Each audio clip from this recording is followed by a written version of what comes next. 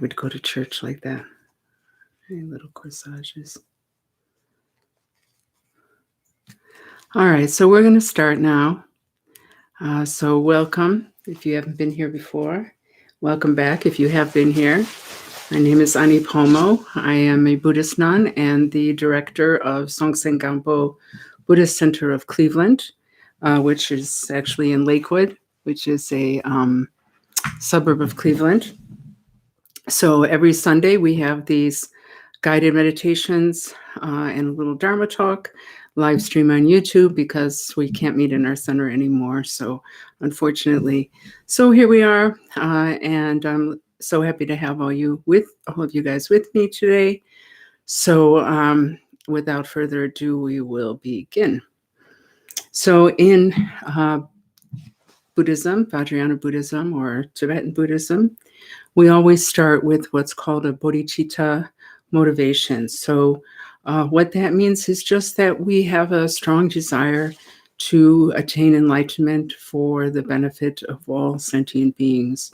So everything we do, we're doing with that thought in mind. So even something like just this hour that we're going to spend together today, we should really be thinking of doing that with that motivation. So please, whatever your belief system is, at least to think, may this time we spend together be beneficial, not only for myself, but for others as well. Okay?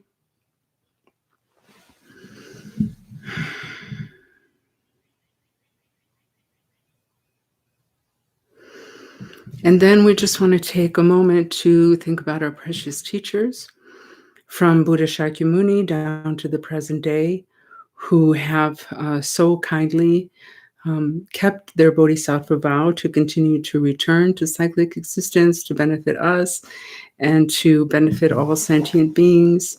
Without them, really, the Dharma would not survive until this year.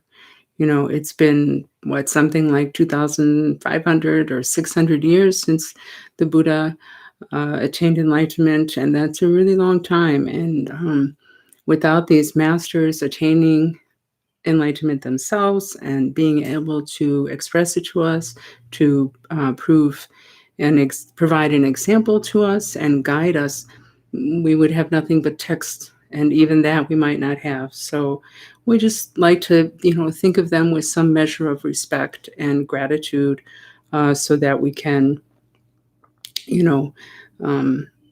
just with some measure of respect and gratitude. So, and if from a Buddhist standpoint, then we also ask for their blessings too, so we can understand the teachings and put them into practice as best we can, right? That's the point. Okay. So today I want to talk about Buddha nature. So this word, Buddha nature, is it's not really the best translation, but it's the most frequent translation that you'll see. It's been translated to as kind of basic goodness, which is maybe a little more palatable to Westerners in particular. But Buddha nature has really nothing to do with the Buddha in a sense, because it's something that everyone has. Buddha nature means that we all already have within us the qualities of enlightenment. So it means that we have in us compassion, we have wisdom, we have patience and love, and all of these things in us already. And the path is not a matter of introducing things into us that we don't already have. The path is a matter of uncovering those things, like removing the veils to understanding those things, to realizing that we are, in a sense, already enlightened, okay? And this view of basic goodness or fundamental goodness is really important. It's a really important understanding for a lot of different reasons. And it's not something that is like airy-fairy. It's not something that, like my dad used to say, it's not blowing sunshine up your skirt. I know there's a more crude way of saying that, but that's what he used to say. So it's not just, something to make you feel good. That's where I'm going. Okay. Oh yes, I'm already a Buddha. Everything's fine. Tra la la. It's not about that. It's a logical argument, actually. So from that point of view, what they're saying is that it has to be that way. Logically, it must be that we already have those qualities. And here's why. Because from Buddhist philosophy, okay, all compounded things are impermanent. All right? All compounded things are impermanent. So what is a compounded thing? What does that mean, compounded? Compounded means any two things put together. Okay? So any two things that are two or more things put together is compounded. Okay? Hi, Jim. So any two things put together is compounded. And so any two or more things put together must come apart. All right? So I always am showing my phone, but it's the only thing I have at hand. So this phone, all right, it's made of a lot of different parts and will come apart. All right. This body is made of a lot of different parts. It will come apart. These glasses are made of a lot of different parts. They will come apart. Okay. So all compounded things are impermanent. But once you attain enlightenment, once you attain full enlightenment, okay, you cannot go back. You can't become unenlightened. So full enlightenment is, in that sense, permanent. It can't be undone. Up until that point, if you're even like one step away from full enlightenment, you can go back. Okay? So, but once you attain full enlightenment, that's it. It can't be undone. Therefore, enlightenment cannot be compounded. Do you understand this logic? Okay. It's not that hard to understand. And I know you guys are smart, so I'm not worried about you understanding it. So that's the logic, essentially. Okay. And they say also that if we must have these qualities kind of inherent to us already. All right. Otherwise, enlightenment would be a compounded phenomena and therefore impermanent. All right. That's one.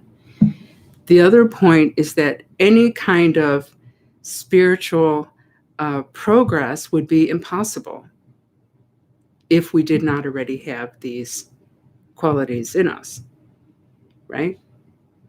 Because every time, if we were, let's look at it the opposite way. Let's say that we're fundamentally bad, okay?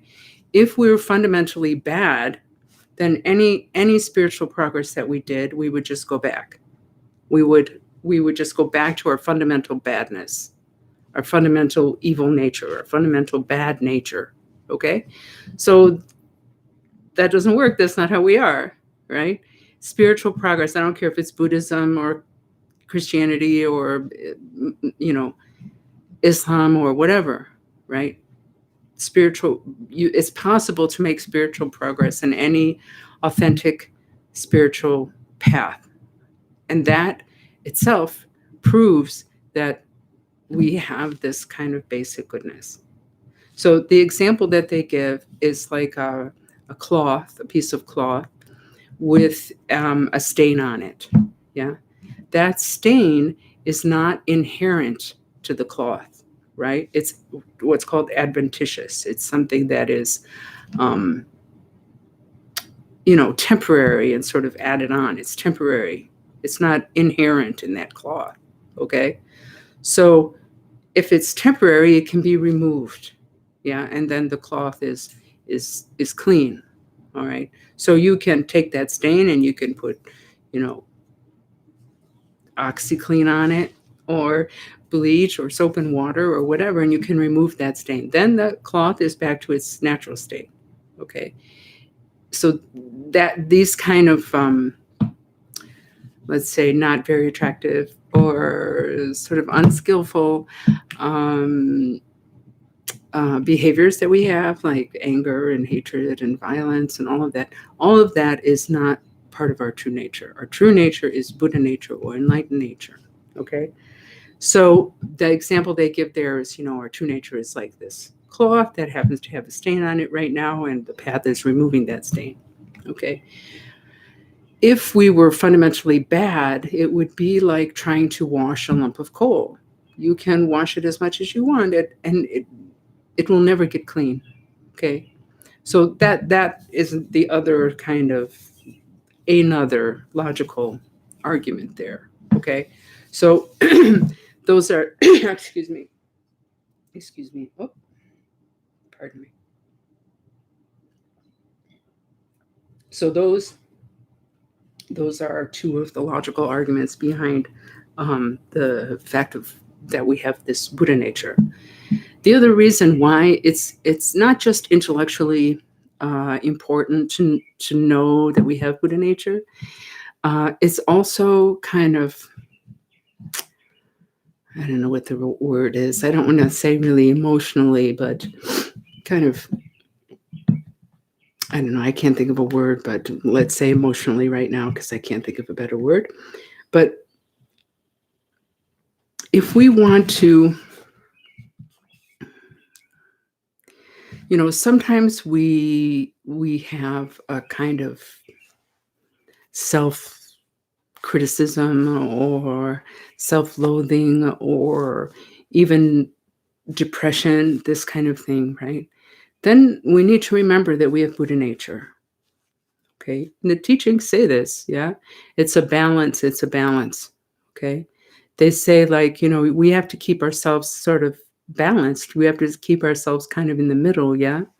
If we get too proud and we start to think like, oh, I'm better than the lamas, and I'm really great, and tomorrow I'm going to be enlightened, and I don't need teachings, and I don't need to practice, and that kind of stuff, then it says, compare yourselves to the teachers, compare yourselves to the lamas, compare yourselves to the Buddha, and see, yeah, maybe I have some work to do. Okay. But if, on the other hand, we start to feel like, oh, I'm hopeless and I'm stupid and I'll never get this and I just keep failing, then we should understand and remember we have Buddha nature. And all we have to do is keep trying, because we have Buddha nature. It's like inevitable. Yeah. As long as we keep trying, at some point we will attain enlightenment because we have Buddha nature. Okay. So this a really skillful means for picking ourselves up when we're feeling down, when we're feeling worthless, to remember, hey, I have Buddha nature, I'm like a baby Buddha. It's okay. I'm going to be good. I'm good. It's all right. Okay. It's also a really good practice for kind of generating respect and, yes, respect for others. In other traditions like Christianity or some other traditions, you might think about sort of seeing the divine spark in others or the divine nature of others. It's kind of like that. You're not the only one who has Buddha nature, right? Everyone has Buddha nature. Okay, even Donald Trump has Buddha nature. Okay, it's true. Whether we like to think about it or not, it's really true. Okay. But let's bring it down to just the people that we know, people that we know that we might get angry with. Ooh, somebody left because I said Donald Trump is Buddha nature. Okay, well, live and learn. Oh, two people left. Okay, well, such is life. So anyway, when you think about the people in your life, okay, who maybe you know them, maybe you're close to them, maybe you don't know them, but you don't like them, okay? And you feel like that person is just evil, or that person is worthless, or that person is bad, we have to remember they have Buddha nature also. Yeah. It might be quite hidden at this point. It might be really covered over by their own kind of, negative karma, or by their own pain, by their own ignorance. It might be sort of buried, right? But it's there. It's there. So if we interact with others on the basis of them having Buddha nature, uh, it's great. We really would be so much more open to them, uh, more like respectful of them, more kind to them. I really, one of my favorite teachings of Christ is that there's just a couple of teachings of Christ that a lot of them that I really like, as I was raised Catholic, so that's my background. But that one where he said, even the least among you, is me, sort of. I never know how to say it. I have to look it up and print it out somewhere. But it's sort of everyone you see is me. When you accept a guest, when you are helping the sick, you're me. Which I don't think he said this, but it means when you're beating somebody up, you're beating me up too. So it's sort of this invitation, I think, to see everyone as Christ. Um, I remember when I was in India, and I was talking to one of Mother Teresa's nuns. Mother Teresa was still alive at the time. Unfortunately, she was very sick when I was there, so I didn't get to see her. I was sort of really wanted to meet her in person. But anyway, I was kind of had a friendship with one of her nuns. And this nun was telling me she started out working in Calcutta with Mother Teresa. And just like the place where the people go, like the really most destitute people go to die, really. And this woman had come in, and she had some kind of really bad infection in her private area. And you have to understand that Indian culture, I mean, even for us, this would, it can be a little bit difficult. Yeah. But in Indian culture, it's really much more intense. Yeah. It's much more pain. I don't know. You know what I mean? Uncomfortable, quite uncomfortable in the best of circumstances, uncomfortable. It's not something that is, uh, part of their culture, really, like it is with us, to be a little bit wild around these things, right? So anyway, this woman had a really bad infection there, and Mother Teresa told this nun to go take care of her, go clean her. And she sort of looked at that area, and there was like maggots there. And this woman just couldn't, this nun just like, she couldn't take it. She couldn't do it, you know? And she went back to Mother Teresa, and she was like, I can't do it. Please give me something else. I just cannot do this. And Mother Teresa said to her, that is Christ. That woman is Christ. Go back and do that, And she said it like changed everything for her, to see everyone that she was serving as Christ. So in that sense, in a way, to see everyone is a Buddha. Everyone has Buddha nature. Everyone is basically good, no matter how they're displaying right now. Okay? So to see others like that, to see them not just as good, but as sacred, and to see ourselves as sacred, and to see the world as sacred. I think if we all, did that even a little bit more, there would be, a lot more kindness, there would be a lot more patience, a lot more peace, and also a lot more respect for Mother Earth. Yeah. And for animals also, because they also have Buddha nature. So that's the other point about Buddha nature, yeah? Every sentient being, humans, every human being, every animal, even insects, yeah? Every fish, okay?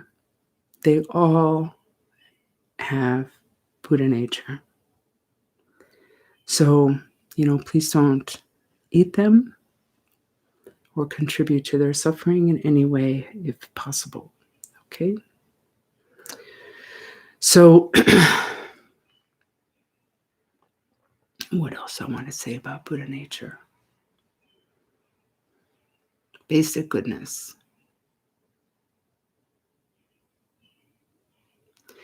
So, as I said earlier, like the practice is a matter of uncovering our true nature, yeah, these enlightened qualities.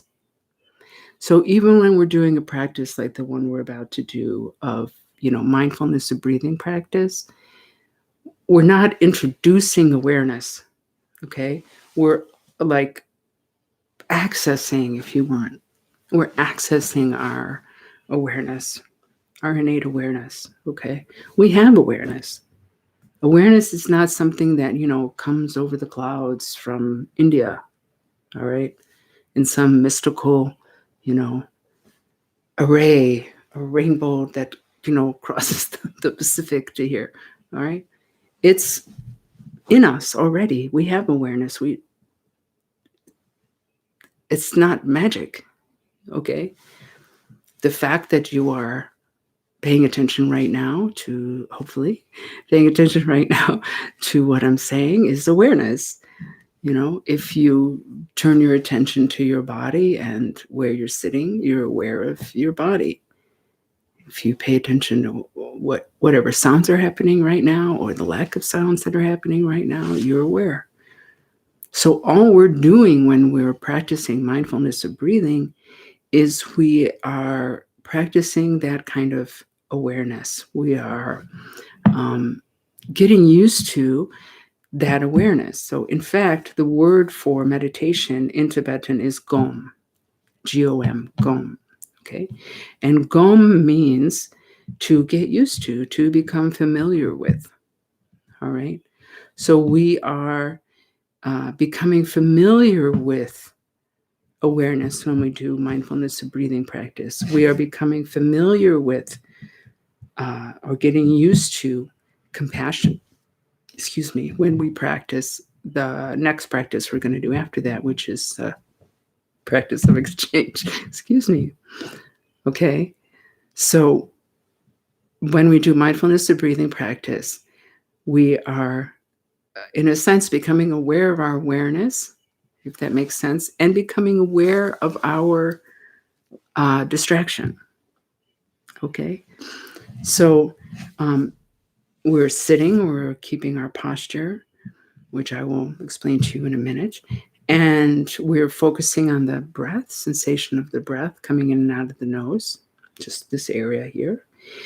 And we're just letting the thoughts come and go. All right. So a lot of people make the mistake of thinking that we're trying to stop thinking. All right. We're not trying to stop thinking. Okay. That's not really possible in any case. So if you approach meditation with that thought, like I have to stop thinking, you're going to really be in trouble. Okay. It's not about stopping thinking. All right. It's about not getting engaged in those thoughts. Okay. So let's say like you're sitting and thought arises, oh, today's Easter. Okay. And all you want to do is just let that thought go. The thought will arise, today's Easter, it will pass. And another thought will arise, blue house, it will pass. And another thought will arise, it's cloudy, it will pass. Okay. And just keep your mind on the breath and let those thoughts come and go. Okay. That's what you want to do. All right. What you want to avoid is running after that thought, jumping into the storyline. Okay. So what that looks like is this: sitting, thought arises, today's Easter. Oh, yeah, today's Easter, Oh, normally I'd be getting together with my family and we would have this lamb cake, right? And I remember when I was little, we wore these little dresses and little hats and little flowers. And now my father's dead and all my brothers and sisters and when I was 12 and 20 minutes goes by and we've just been lost in thought. Okay, that's what we're trying to avoid. All right. Having said all that, that is kind of unavoidable, especially at the beginning. Okay. So don't feel like it's a failure if you get lost in thought. This is the habit of the mind. You're going to get lost in thought. Okay. So the point is, as soon as you realize, oh, I'm lost, yeah, just bring the mind back. That realization, oh, I'm lost, is your natural awareness arising. That's the very thing we're trying to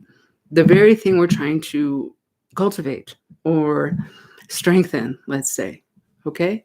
So as soon as you realize, oh man, I got lost, that's your awareness. That's not a failure, that's a victory. Okay? So rather than saying, oh, I get lost okay, just be like, oh, cool, my awareness, this is just victory. Yay, I realized. And just go back to the breath. Okay? So we're going to start that now. So if you are sitting on the floor, just make sure that you're comfortable. You're on a comfortable cushion. Your legs should be crossed in whatever way is comfortable for you. If you're sitting in a chair, just make sure that your back is straight. That your feet are flat on the floor. All right? Otherwise, all the instructions are the same. Right? So your hands should be either palms down on your knees, palms up, one on top of the other in your lap. It doesn't matter which one is on top. Or with your fingers on top of each other and your thumbs touching like that, okay, in your lap. All right. Then your arms are relaxed. So I'm going to bring this down a little bit. So you're not holding them. You're not holding them out. You're not squeezing them in. Just relaxed. Okay. You might want to just roll your shoulders back so your chest is kind of open. Okay. Then your back is straight. This is the main thing, okay? That your back is straight. Not like you're in the army, but just straight, okay? That's the main point. So many nerves run up and down your spine, so it should be straight, okay? So the back of your neck is also straight, so your chin is going to be tucked in just a little, not like this, right? But just, you shouldn't be like that. Just tucked in a little bit because your back is straight also. Your mouth is closed but relaxed. So not like that. Okay. Just relaxed. Tongue resting on the roof of the mouth. Breathing through the nose. Ideally, your eyes are open. So if you look straight ahead, but sort of half open. Look straight ahead and then just lower your eyes about halfway. That's a good position for the eyes. In our tradition, at least from our own teachers, it's quite important for a few reasons. It helps us to stay awake, just practically speaking. It helps us to avoid more easily kind of falling into a half sleep, which sometimes people mistake for a meditative state. And it does affect different parts of the brain than when we are with our eyes closed. Okay. So if you can, please do that. If you can't, don't worry about it. All right. So then that's it for the position of the body. Okay. So we hold the body like that in this posture because it helps the mind in meditation. Okay. So all I want you to do is just bring your awareness to the breath. Okay. Coming in and out of the nose. And just keep a relaxed focus there. Letting the thoughts come and go without being disturbed by them, without judging them, without rejecting them and without following them. Okay? So I'll ring the gong. We'll meditate for a few minutes and then I'll ring the gong again. Okay?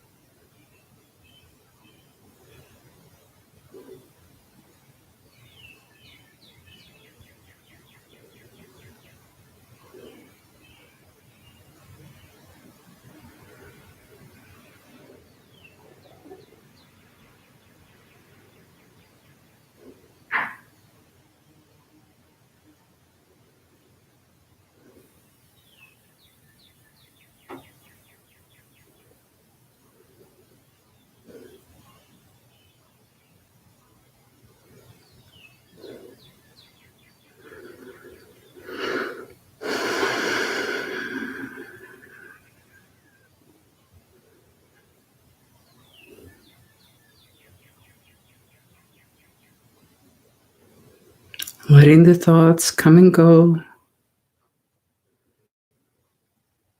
Relaxed awareness of the breath.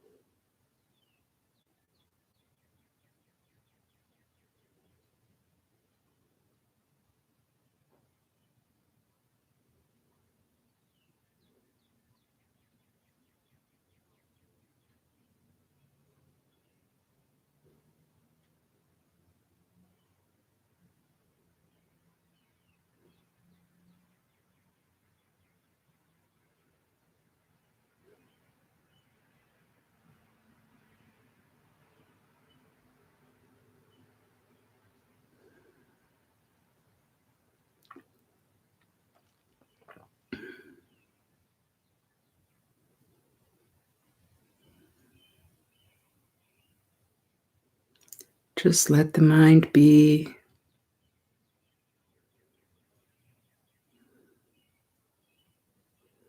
Relax the body as much as possible while maintaining the posture.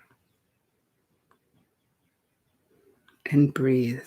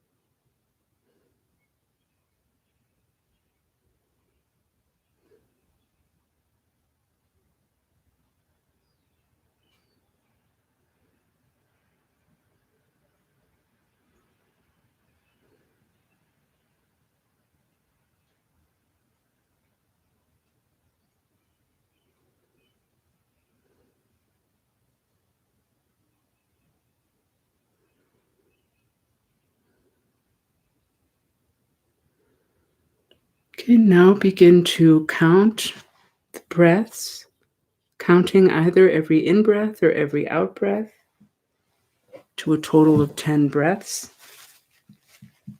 Counting helps us to realize more quickly if we've gotten distracted. So if you lose count, you got distracted. Simple as that. So as soon as you realize that you've lost count, just come back. No big deal. Just come back. Start again at 1. If you get to 10, come back. Start again at 1. If you go beyond 10, it's another form of distraction. So as soon as you realize that, just come back. Start again at 1. So please begin that now.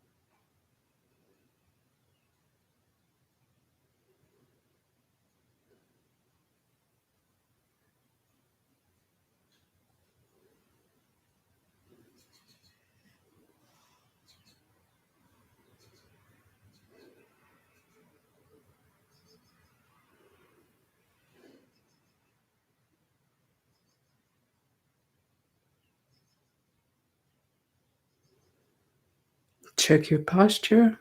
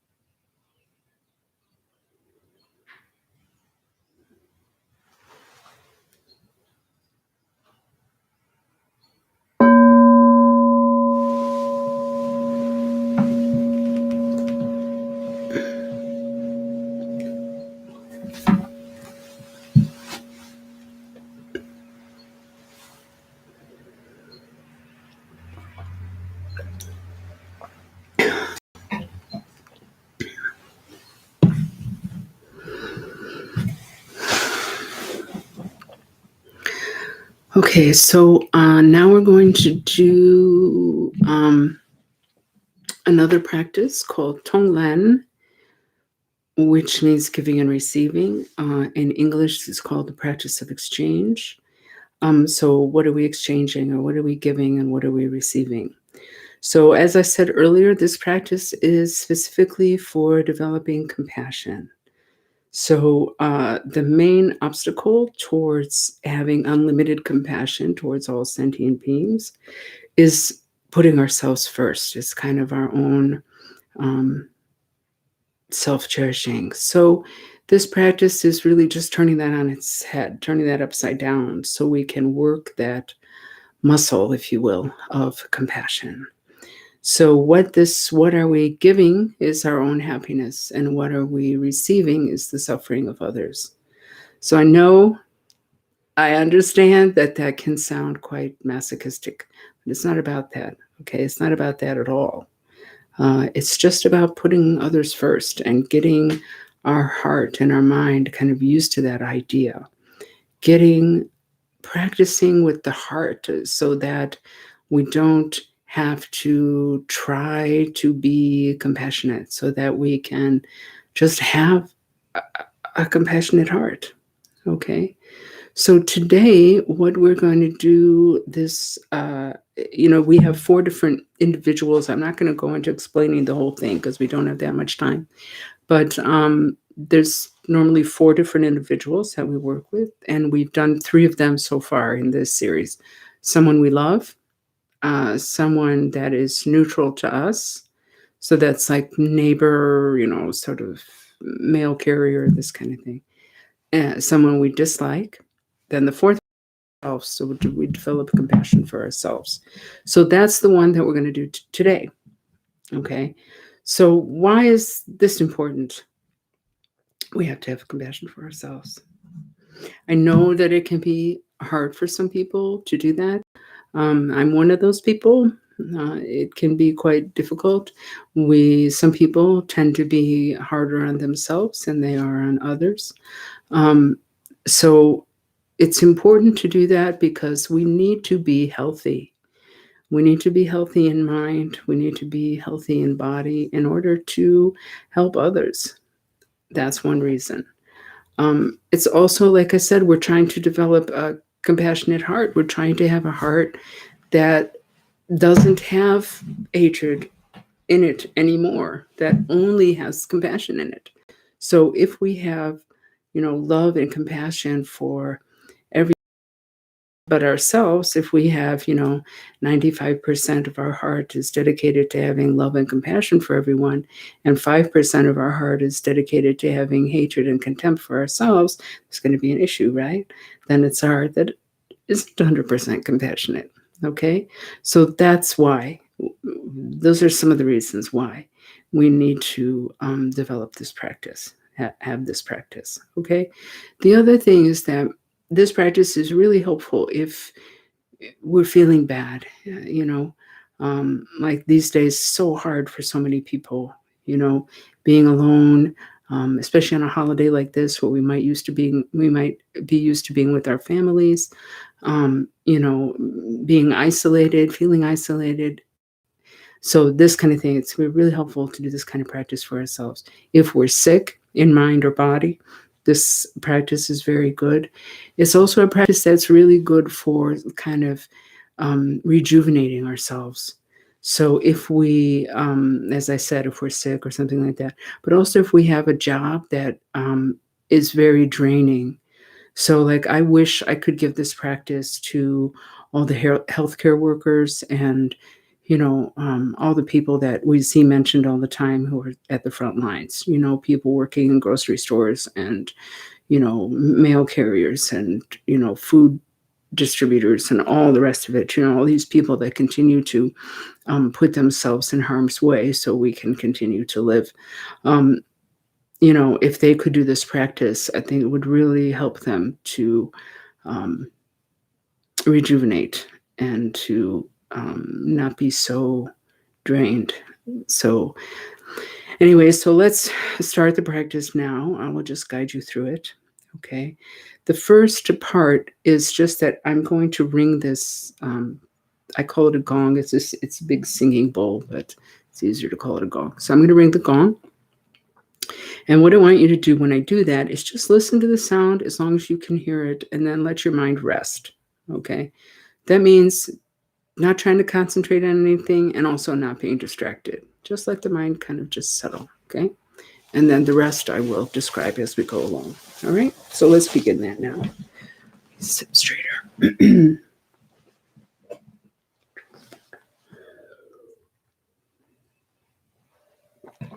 Okay. So you want to take the posture again.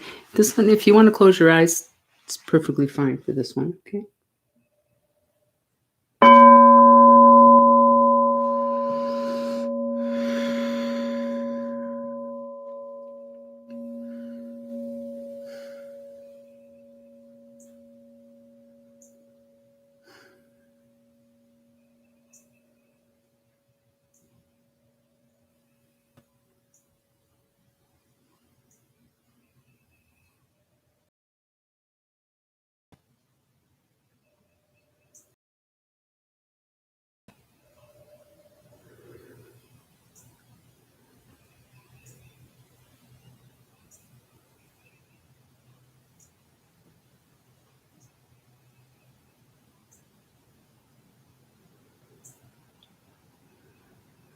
Okay. So now imagine in your heart center, which is the middle of your chest, a very bright white light like a shining star, with light going in all directions.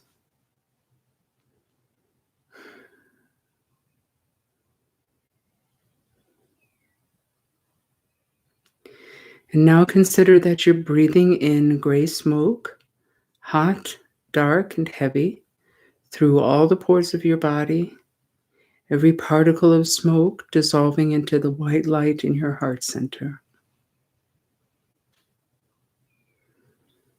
until there's not a single particle left. There's only light.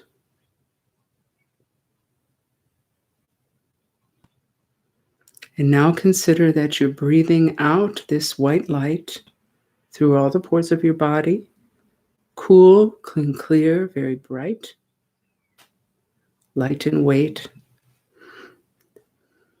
the light going in all directions as far as the eye can see.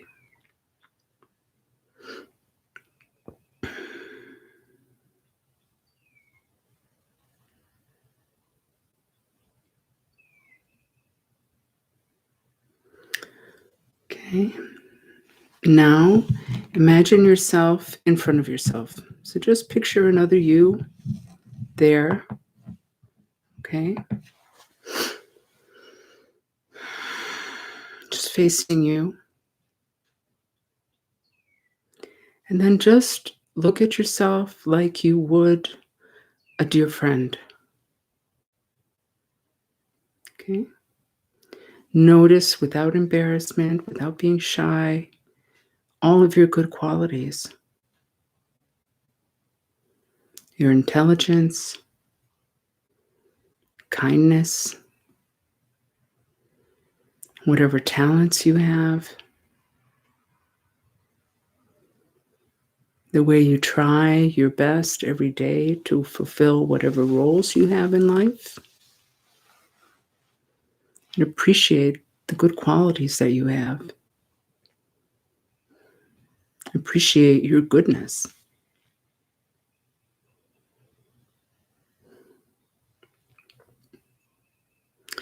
And then consider however you are suffering right now. You know better than anyone what you're going through. So just think about that. Allow yourself to be open to those various types of suffering, physical, mental, emotional.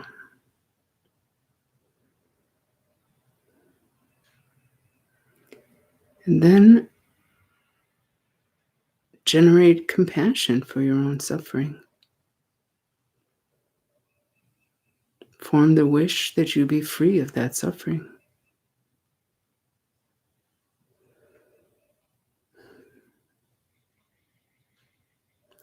So the you that is meditating is the part of you that is completely in touch with your innate wisdom and compassion. The you that you're visualizing is the part of yourself that is suffering and in pain, okay? So as you consider these sufferings, meditating you is developing compassion, love towards the visualized you. Now you consider that all of the pain and suffering of the visualized you takes the form of gray smoke, hot, dark, and heavy. And it leaves the visualized you, it comes to the meditating you, and you breathe that in through all the pores of your body. Okay? And every particle of that smoke dissolves into the white light in your heart center.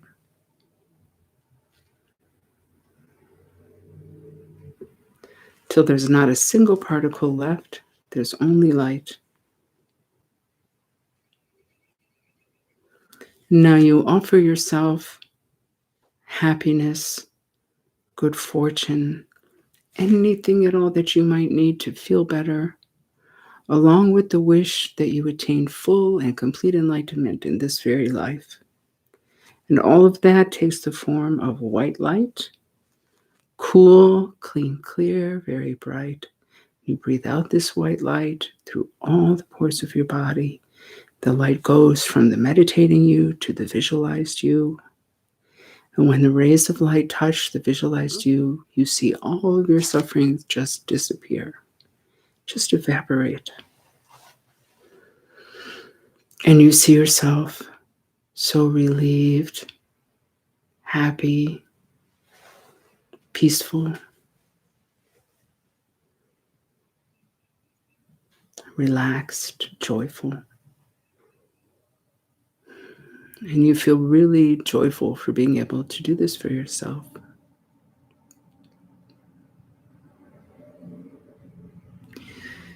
Now we do the same for all sentient beings, first picturing them around us. In front, as many beings as you can conceive of, stretching all the way to the horizon.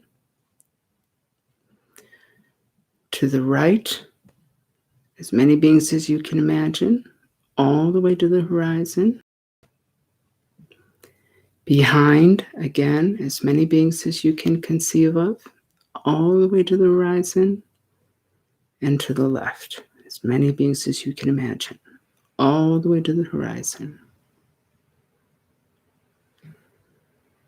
So now you're surrounded, as far as the eye can see, by a sea of sentient beings.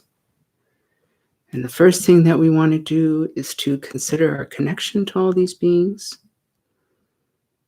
We want to consider how we are all the same, and that each one of us wants to be happy. Each one of us wants to avoid suffering. And sadly, each one of us suffers nonetheless.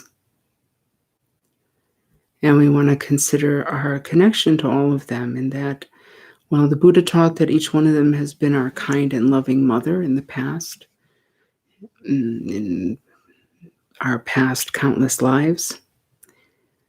But if we don't accept that, that's fine. We just think about how we're connected now. I mean, this virus has shown us that, if nothing else, we're very connected. And like I was saying earlier, we might think, oh, I don't need anybody, I'm a rugged individualist, but really, we need so many people just to get through a single day, right? Our clothing, our food, our electricity, our housing, our transportation, roads, hospitals, businesses, so many things. We rely on others. So with that in mind, we develop a sense of, love and compassion and gratitude towards them. And we think of the myriad ways in which they suffer and form the wish that they be free of that suffering. And then we consider that whatever they're going through, no matter how intense, takes the form of gray smoke, hot, heavy, dark, and it leaves all of them and it comes to you without any hesitation. You breathe that in through all the pores of your body. To every particle of that smoke dissolves into the white light in your heart center until there's not a single particle left. There's only light.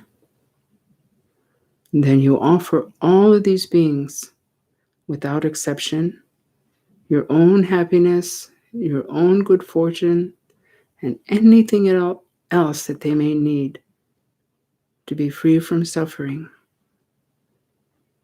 And adding to that the wish that they attain full and complete enlightenment in this very life.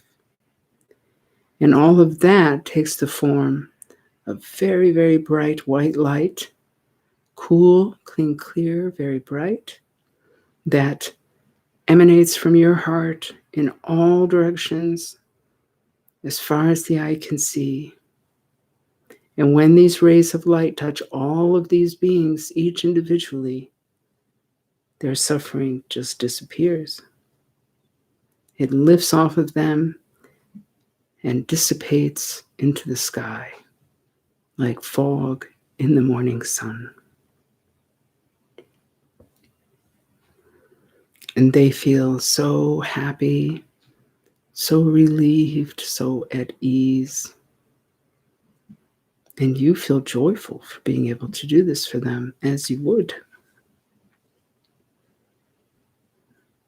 Okay. Now, let the visualization go altogether. Gently bring the mind back to the sensation of the breath coming in and out of the nose, being in the present moment, here and now.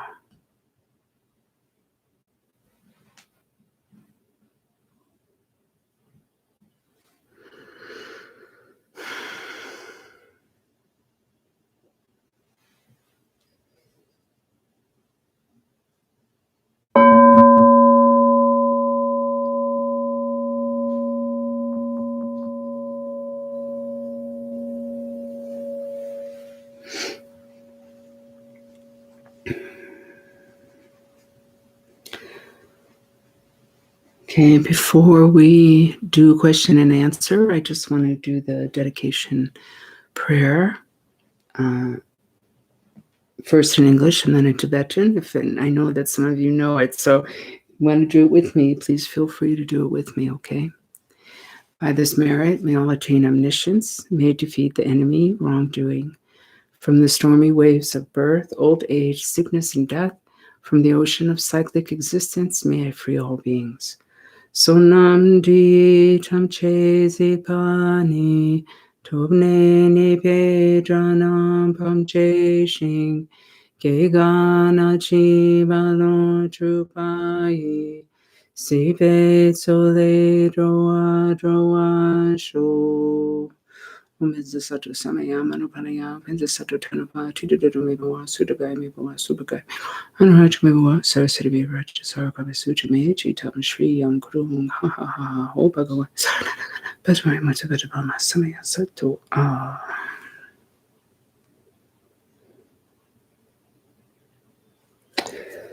Okay, thank you. Thank you for coming, everyone. But now you can go to the chat and ask me some questions if you want. It can be about what we talked about today, or it can be about anything you like. Omani, come here.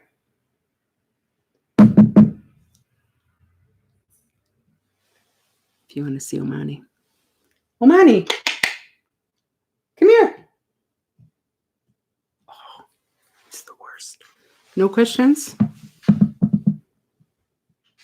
Oh, here he comes. Omani, hurry up. Come here. Oh, sorry. Come here. Oh, Grandpa. Come over here. Come over here. Come here. Come here. Come here. Oh, there's Omani. There's my with his eye boogers. And my laundry. All right, no questions. So I'm going to say goodbye and have a great day. And please stay safe. Okay. Oops. Any word on the Shantaloop retreat? No, they didn't. They're not doing anything this summer because of the virus. Sorry. If you're on their newsletter, if you're not on the newsletter, get on their newsletter so that you can find out. But if we hear anything, we'll put it in our newsletter. Oh, that's what else I wanted to say before you guys go. I didn't get a chance because I messed up today because I started the video on my personal YouTube channel instead of on this channel because I didn't know where I was. So that's why I was late this morning also. But after this video, and if you look at the previous live videos, it's there. So there's check out our website, sign up for the newsletter. We would really appreciate donations if you can, so we can keep doing free stuff like this. What else? I can't remember, but there'll be a bunch of links down here once I do the editing for this video. But if you need them right now, you can just go to one of the other videos and everything's under there. And I'll be doing other classes, everything's online now, right? So our classes are online and so forth. So I'll be starting a new class probably in about 3 or 4 weeks on Tuesday nights. And I also want to do a seminar on depression. And I keep talking about that, but I haven't gotten it to. When will depression teaching? I don't know. I'm still working on it. I don't want to just, I want to be like properly prepared. So, and I'm trying to figure out like how to do that is going to work for people. So this weekend we're having a Nundro for the Nundro group. We're having a little retreat. So I want to see how that works. And then once I figure that out, then I should be able to, have a schedule and work out a time for the depression seminar. So if you're wondering what that is about, it's just that, I have had depression since I was 6 years old. I'm now 50, almost 58. And I've found certain Buddhist teachings and certain just ordinary things that have really helped me to deal with it. Okay. I still have it, but, I'm still alive. So that's quite a testament in my view. So I will be, using meditation, certain meditations that really help, like this one that we did today, for example, super helpful. And then certain teachings, and then just certain skillful means and things like that can really help. So I would encourage you, if you have depression, to come, or if you know someone or close to someone who has depression, to come to that. It will be on Zoom. So if you don't have Zoom, then you'll want to download Zoom for that. And it will be by donation only, because I really want the maximum amount of people to have access to that, especially now, because I think a lot of people are suffering, who have depression are suffering more now because of the isolation. It's hard, something that really helps when you have depression is be able to see people, to hug people, to be around people. And like nobody can do that now. So, so if that is the case for you, please hang in there, huh? Okay. All right. Any other questions? Hi, Laura. I'm sorry I didn't say hi to you before. I didn't want to lose my train of thought. Okay. All right, everybody. So thank you so much for joining me this morning. And I will see some of you this week. And I hope to see everybody next Sunday. Okay? All right. Take care. Bye. Bye-bye.